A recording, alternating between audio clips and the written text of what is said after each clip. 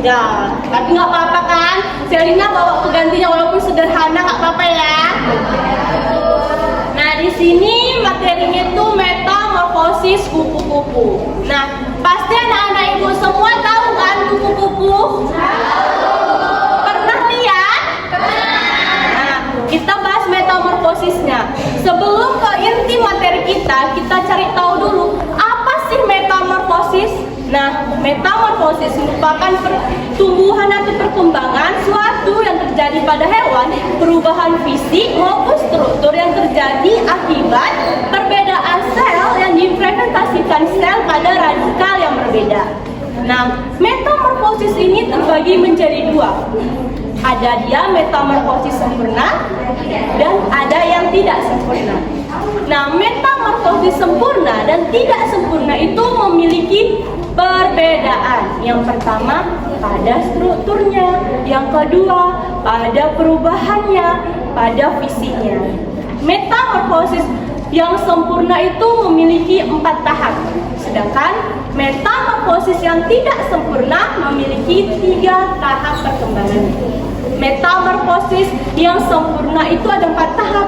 Yang pertama telur, yang kedua ada ulat atau yang sering kita sebut larva, yang ketiga ada pupa atau yang sering kita sebut kepompong, yang keempat ada kupu-kupu atau dewasa. Contoh metamorfosis sempurna yang kami ambil adalah metamorfosis kupu-kupu.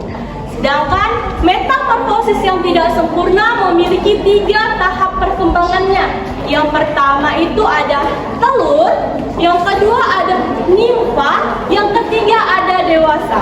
Anak-anak ibu semua tahu nimfa? Nah, nimfa itu dia itu sama seperti dewasa. Yang membedakannya hanyalah ukurannya saja. Contoh metamorfosis yang tidak sempurna itu terjadi pada belalang. Nah, pada saat proses nimfa dia itu sama seperti dewasa, tetapi ukurannya saja yang berbeda. Nah, baik, kita ke inti materi kita. Yang pertama tadi ada telur.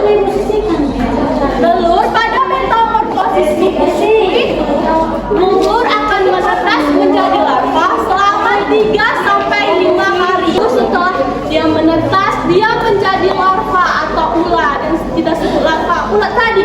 Kalian tahu nggak kalau asalnya kulit pada ulat ini, dia ini tidak ikut proses perkembangannya.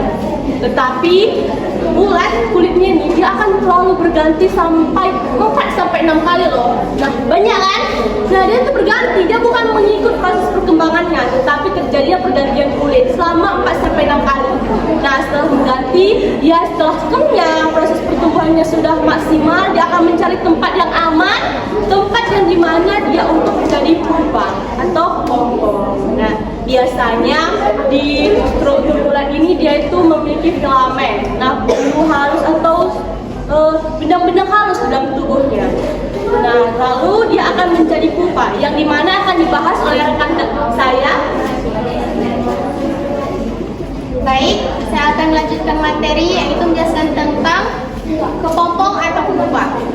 Kepompong atau pupa itu bisa disebut juga dengan tahap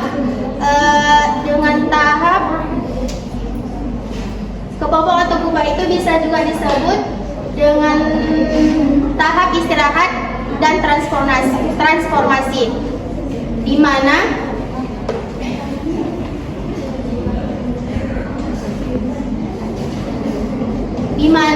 di fase pupa, kalau kita lihat dari luar, pupa itu kepompong itu terlihat dari luar itu seperti sedang beristirahat, atau dia itu kan tidak ada melakukan pergerakan atau melakukan goyang sana goyang sini, dia itu kan tenang diam gitu kan. Makanya kepompong itu terlihat dari luar itu seperti dia sedang beristirahat. Akan tetapi pupa itu sebenarnya di dalam itu sedang melakukan pembentukan serangga yang sempurna.